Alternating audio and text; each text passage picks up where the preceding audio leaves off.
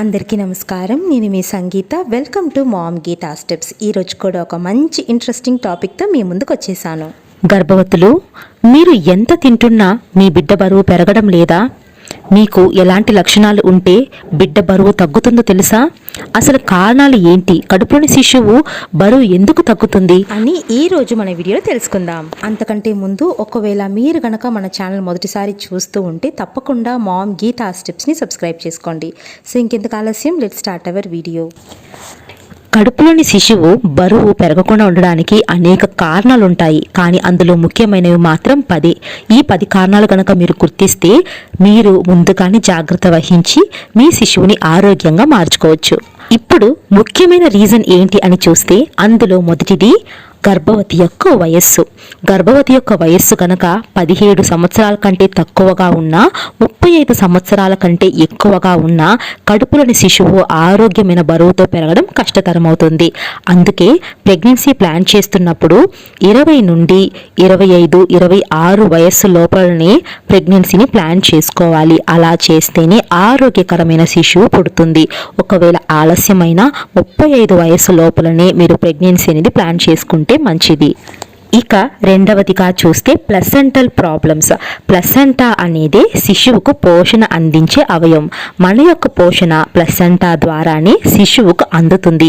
కాబట్టి ప్లసెంటా ఆరోగ్యంగా ఉంటేనే శిశువు కూడా సరైన బరువు పెరుగుతుంది. ప్లసెంటల్ ప్రాబ్లమ్స్ అనేవి వస్తే అంటే శిశువుకు సరిగ్గా ఆక్సిజన్ అందకపోయినా, బ్లడ్ సర్క్యులేషన్ అందకపోయినా డెవలప్మెంటల్ ప్రాబ్లమ్స్ వచ్చి శిశువు బరువు తగ్గే అవకాశం ఉంటుంది. మూడవదిగా చూస్తే అమ్నియాటిక్ ఫ్లూయిడ్. అమ్నియాటిక్ ఫ్లూయిడ్ కనుక నార్మల్ రేంజ్లో ఉంటేనే శిశువు సరైన బరువు పెరుగుతుంది. అమ్నియాటిక్ ఫ్లూయిడ్లో ప్రాబ్లమ్స్ అంటే తక్కువగా ఉన్నా, ఎక్కువగా ఉన్నా లేదా ఎలాంటి ఇన్ఫెక్షన్స్ ఉన్నా కడుపులోని శిశువు బరువు తగ్గే అవకాశాలు ఉంటాయి. అందుకే అమ్నియాటిక్ ఫ్లూయిడ్ను ఎప్పుడు నార్మల్ రేంజ్లోనే ఉంచుకోవాలి. నార్మల్ రేంజ్ అంటే మీకు స్కానింగ్ రిపోర్ట్లో AFI అని ఉంటుంది. అందులో 10 నుండి 24 వరకు ఉండేది నార్మల్ రేంజ్. 8 కంటే తక్కువగా ఉన్నా, 24 కంటే ఎక్కువగా ఉన్నా అమ్నియాటిక్ ప్రాబ్లమ్స్ ఉన్నాయని తెలుసుకొని వాటిని సరిచేసుకోండి. ఇక నాలుగవదిగా చూస్తే మీకు గనక ముందు పుట్టిన శిశువు లో బర్త్లో పుట్టినా లేదా మీకు ప్రీటర్మ్ లేబర్ అయి ఉంటే మీకు ఈసారి శిశువు సరిగ్గా బరువు పెరగదు.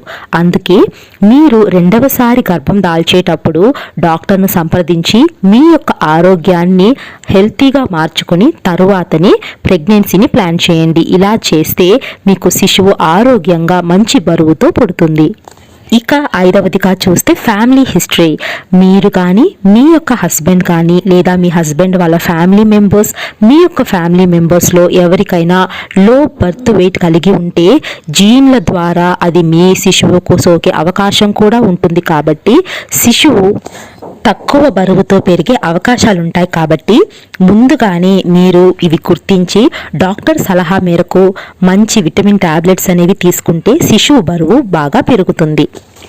ఇక ఆరవదిగా చూస్తే మీరు తీసుకునే ఆహారం అంటే మీ యొక్క డయట్ కనుక కరెక్ట్గా లేకపోతే కడుపులోని శిశువు బరువు పెరగడం కష్టతరమైపోతుంది. ముఖ్యంగా చాలామంది ఎక్కువగా తింటే బరువు పెరుగుతుంది శిశువు అనుకుంటారు. కాదండి, మీరు ఎక్కువగా తింటే శిశువు బరువు పెరగదు, మీరే బరువు పెరుగుతారు. మీరు తీసుకునే ఆహారంలో సరైన పోషణ ఉంటేనే శిశువు ఆరోగ్యంగా పెరుగుతుంది. మీరు తీసుకునే ఆహారంలో ఫోలిక్ యాసిడ్ అనేది ఎక్కువగా ఉండాలి. ఫోలిక్ యాసిడ్తో పాటు ప్రోటీన్ ఎక్కువగా ఉండే ఆహార పదార్థం, గుడ్ కొలెస్ట్రాల్ మరియు ఫ్యాట్ కలిగిన ఆహార పదార్థాలు తినడం వలన మీ కడుపులోని శిశువు బరువు పెరుగుతుంది. ఇక ఏడవదిగా చూస్తే కడుపులోని శిశువుకు లోపాలు కలిగి ఉండడం, హార్ట్ డిఫెక్ట్స్ అయినా, బ్రెయిన్ డిఫెక్ట్స్ అయినా లేదా మీ యొక్క శిశువుకు జన్యుపర లోపాలు ఏవైనా కలిగి ఉన్నా కూడా కడుపులోని శిశువు బరువు అనేది సరిగ్గా పెరగదు లేదా అధికంగా పెరిగిపోతుంది. దీనివలన మీరు ఏం చేయాలి అంటే మీరు ప్రెగ్నెన్సీ ప్లానింగ్కి ముందుగానే మీ యొక్క ఆరోగ్యాన్ని జాగ్రత్తగా ఉంచుకోవాలి. ఎందుకంటే జన్యుపర లోపాలు అనేవి మీరు కన్సీవ్ అవుతున్నప్పుడే శిశువులు ఏర్పడతాయి. కాబట్టి కన్సీవ్కు ముందుగానే మీరు ఫోలిక్ యాసిడ్ అనేది తీసుకోవాలి. ఫోలిక్ యాసిడ్ అనేది తీసుకోవడం వలన కడుపులోని శిశువుకు జన్యుపర లోపాలు రాకుండా, ఎలాంటి డిఫెక్ట్స్ రాకుండా ఆరోగ్యంగా పుడుతుంది. ఇక 8వదిగా చూస్తే ఫిజికల్ యాక్టివిటీ మరియు స్ట్రెస్. కడుపులోని శిశువు ఆరోగ్యంగా మంచి బరువుతో పెరగాలి అంటే గర్భవతి కూడా ఆరోగ్యంగా ఉండాలి. అందులోనూ మానసికంగాను శారీరకంగాను ఆరోగ్యంగా ఉండాలి. మానసిక ఆరోగ్యం అనేది ఎంతో అవసరం, లేదా అది కడుపులోని శిశువును బాధిస్తుంది. మీరు అధికమైన స్ట్రెస్ తీసుకోవడం వలన కొన్ని హార్మోన్లు విడుదలై శిశువు యొక్క బరువును తగ్గిస్తాయి.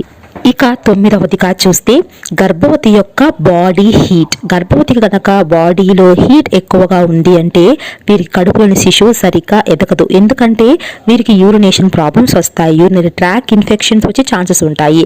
ఇలా ఇన్ఫెక్షన్స్ కనుక వస్తే ఇది అమ్నియాటిక్ ఫ్లూయిడ్ మీద దెబ్బతీస్తుంది. కాబట్టి కడుపులోని శిశువు ఆరోగ్యంగా పెరగలేదు. కాబట్టి గర్భవతి బాడీని హీట్ అవ్వకుండా చూసుకోవాలి. ఇక చివరిగా చూస్తే గర్భవతి యొక్క బ్లడ్ లెవెల్స్. ముఖ్యంగా గర్భవతి కనుక రక్తహీనత సమస్య అంటే అనీమియా ఉన్నా, హిమోగ్లోబిన్ లెవెల్స్ తక్కువగా ఉన్నా, ప్లాస్మా ప్రోటీన్ లెవెల్స్ కనుక తక్కువగా ఉన్నా కూడా మీకు మీ యొక్క శిశువుకు బరువు అనేది సరిగ్గా పెరగరు.